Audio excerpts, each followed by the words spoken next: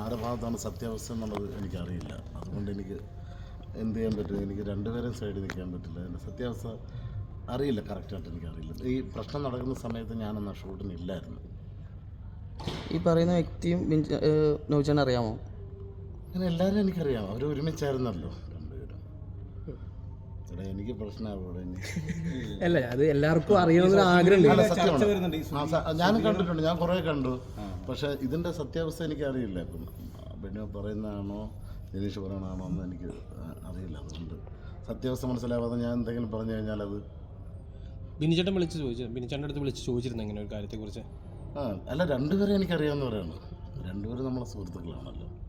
അപ്പോൾ അങ്ങനെ പറയുമ്പോൾ നമുക്ക് മാനസികമായിട്ട് ഭയങ്കര വിഷമമായി. നമുക്ക് ഒരുപാട് പേര് നമ്മളെ വിളിച്ച് ചോദിക്കും എന്താണ് സത്യാവസ്ഥ. നമുക്ക് അറിയാതെ നമ്മളൊന്നും പറയാനും പാടില്ലല്ലോ.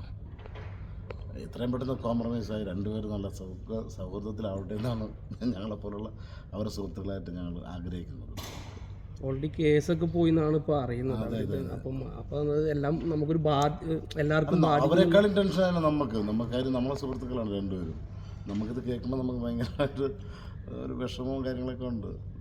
എത്രയും പെട്ടെന്ന് മാറണമെന്ന് നിങ്ങളും കൂടെ. അതിനെക്കുറിച്ച് എനിക്കറിയില്ല മോനെ, ദൈവത്തിനാണ് എനിക്കറിഞ്ഞൂടെ.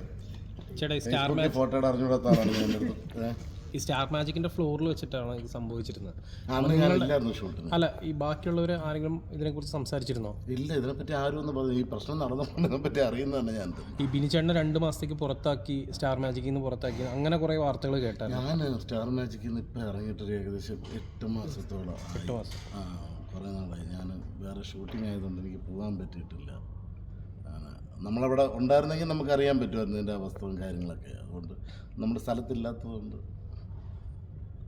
അല്ലെ, ബാക്കി ആൾക്കാർ ഇങ്ങനെ വിളിക്കുന്നുണ്ടോ ഇങ്ങനെ സംഭവം ചോദിച്ചിട്ട്? ഒരുപാട് പേര് വിളിച്ച് ചോദിക്കുന്നുണ്ട്. സത്യാവസ്ഥ എനിക്ക് ഒന്നും അറിയാൻ പറ്റാത്തതുകൊണ്ട് നമുക്കൊന്നും മറുപടി പറയാൻ പറ്റുന്നില്ലല്ലോ. രണ്ടുപേരെയും നേരിട്ട് അറിയുന്നതാണ്. രണ്ടുപേരും അറിയാം. പിന്നെ അടിമാലികളിൽ കുറേ വർഷങ്ങൾക്ക് മുമ്പ് അറിയാം. പിന്നെ ജനീഷിനല്ലാതെ കുറച്ച് നാളുകൊണ്ട് അറിയാം. നമ്മുടെ ഫോട്ടോസൊക്കെ ജനീഷ് എടുക്കും. രണ്ടുപേരെ സത്യാവസ്ഥ ഇല്ല മോനെ, അതിനകത്തൊന്നുമില്ല. വല്ലപ്പോഴും ഒരു ഫോട്ടോ കൊടുക്കാതിട്ടും. ചേട്ടൻ്റെ പുതിയ സിനിമ ഇപ്പം നമ്മുടെ ഇത് നാളെ റിലീസ്. പിന്നെ ഇപ്പോൾ തക്കുറിച്ചേട്ടൻ നായകനാണ് 916 എന്ന് പറഞ്ഞാൽ ഷൂട്ടിങ്. പിന്നെ വാഴ എന്ന് പറഞ്ഞൊരു മൂവി.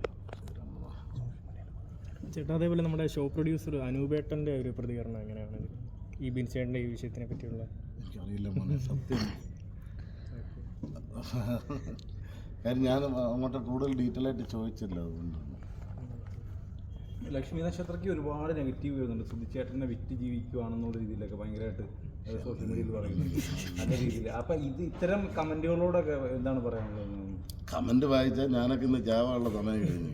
അതുകൊണ്ട് നമ്മളിത് വാർത്തകൾ വരുന്നു, കാണുന്നു, ഇന്ന് അത്രയേ ഉള്ളൂ. ചേട്ടാ, അതേപോലെ ഇപ്പം ബിഗ് ബോസ് പുതിയ സീസൺ തുടങ്ങിയിരിക്കുന്നു. ഞാൻ കാണുന്നു. ആടിയോട് അടി നല്ല കൊള്ളാം, രസമുണ്ട്. ഇപ്പം കണ്ടുകൊണ്ടിരിക്കുക. നമ്മൾ അതിനകത്ത് നിന്നുകൊണ്ടേ നമുക്കത് എക്സ്പീരിയൻസ് കാണുമ്പോൾ ഭയങ്കര ഇത് തോന്നും.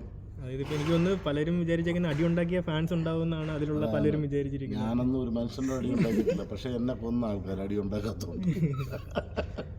എല്ലാ ദിവസം കാണാറുണ്ടോ? അപ്പോൾ ഞാനിപ്പം ഇന്നലത്തത് ഞാൻ കണ്ടില്ല. ബാക്കി 3 ദിവസം കൊണ്ട് ചേർത്ത് കണ്ടു. അതിൽ ഉള്ള അറിയാവുന്ന അടുപ്പമുള്ളവരുണ്ട് കുറച്ച് പേര് എനിക്കറിയാനകത്ത്. പിന്നെ നമ്മുടെ അപ്സര, പിന്നെ ചേച്ചി യമുന ചേച്ചി, പിന്നെ നമ്മുടെ ശരണ്യ, അങ്ങനെ കുറച്ച് പേര് പരിചയം. ബിഗ് ബോസിലേക്ക് ഒന്നുകൂടെ ഒന്ന് വിളിച്ചു കഴിഞ്ഞാൽ പോവോ ഇനി? തീർച്ചയായും.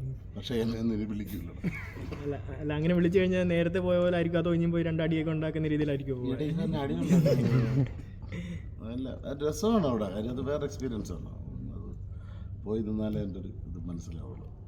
Okay, thank you. ഇത് ഇന്ന് എന്നെ